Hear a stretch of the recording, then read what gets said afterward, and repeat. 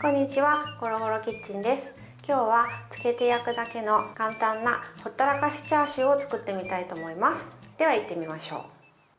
まず豚の塊肉を用意します。全体にフォークでつけ汁がよく染み込むよう穴を開けていきます。次につけ汁を用意します。使うのは醤油、砂糖、マヨネーズ、生姜です。ポリ袋を用意し、倒れないように袋を浅く広げておきます。材料を入れていきます。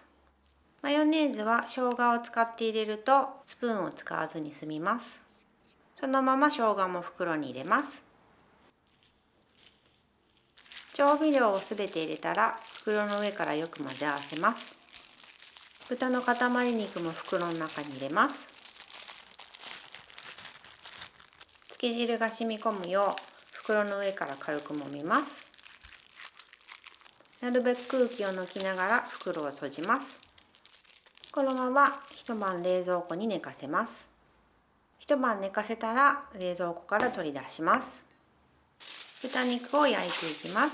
天板を用意し、アルミホイルを広げます。アルミホイルの四隅を立てておくと汁がこぼれず、天板を洗うのが楽です。豚肉をつけ汁から取り出し、天板の上に乗せます。つけ汁は後で使うので捨てずに残しておきます。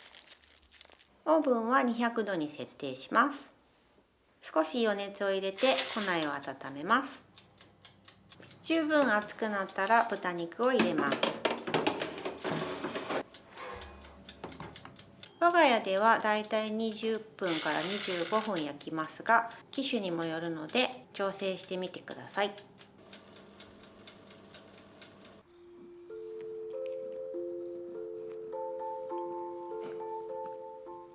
焼き上がったら取り出して温度を確認します。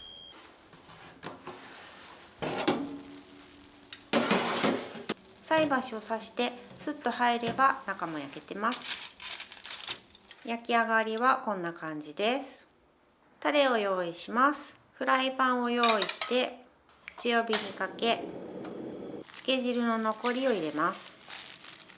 少し煮詰めて出来上がりです。焼いている間に用意してもいいですが、水分が飛ぶと固まりがちなので、その場合は緩めにしておくと良いです。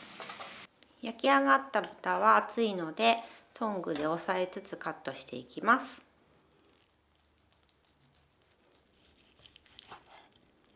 お皿の上に並べていきます。タレは少し煮詰まったら火を止めて豚の上にかけていきます。最後に万能ネギを散らして完成です。ちなみにチャーシュー丼を作る場合はご飯の上にチャーシューをのせ、卵の黄身を真ん中にのせます。タレをかけて最後にネギを振ってお好みで七味をかけてください。はい、できました。はい、つけて焼くだけの簡単チャーシューいかがでしたでしょうか。では早速試食してみたいと思います。